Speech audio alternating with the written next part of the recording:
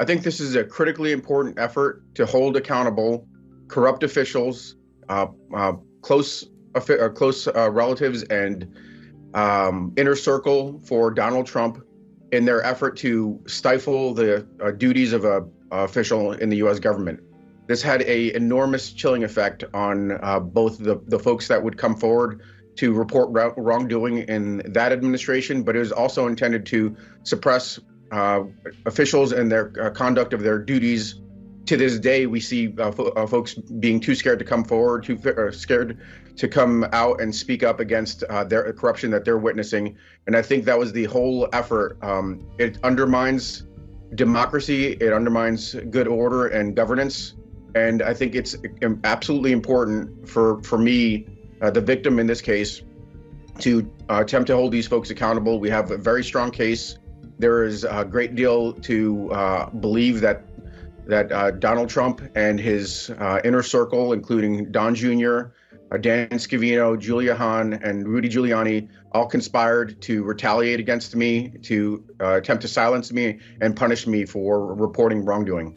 Now, I personally don't believe that anyone is surprised by this, that the Trump family would go out of their way to lie and spread misinformation about someone because, they've never done this before. Of course, this is how they live. This is how they conduct business. This is how they go about their lives. If anyone dares say the truth about them, because the truth about them is very ugly, as we know, you're going to have it. You're going to have to deal with it. And as we also know, Donald Trump is a compulsive, habitual, pathological liar. People like him lie for no reason. He could have a hot dog for lunch and you could ask him, hey, what'd you have for lunch today? And he could say, I had pasta. Why did you lie about that? He doesn't know. They don't know. People like this don't know. They just lie. And so, again, doing anything with them, you're going to get more and more of the same. So, no, I'm not surprised by this. As unfortunate as it is, well, it's just par for the course at this point.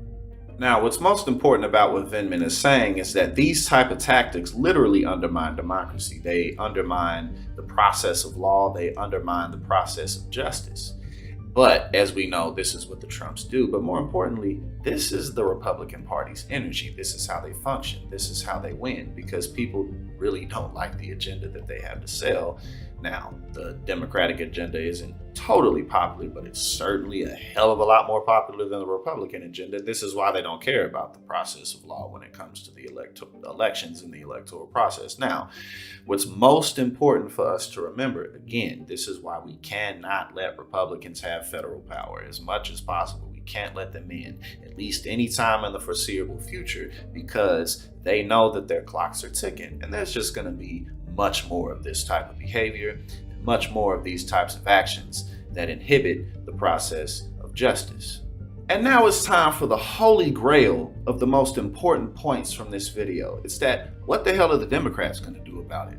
What are you guys really going to do about this? Because when it all boils down to it, you have to pass popular policy.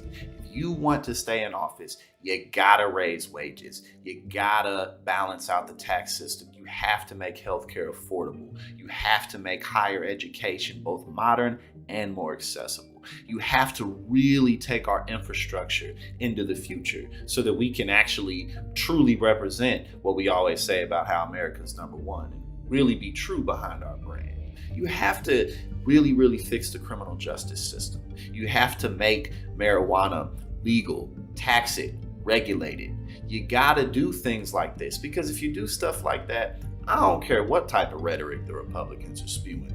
People are going to vote for you, because no matter what they say, they go to their mailbox and they notice that their taxes are more fair. They go to their maurbox and they notice that their checks are fatter. They have more money to buy things for their family. They have more money to set aside so that their kids can go to school, or so that they can maybe go out to eat a couple more times a month. Things like that. If they notice that their lives are this type of improved when you're in office, then they are going to vote for you.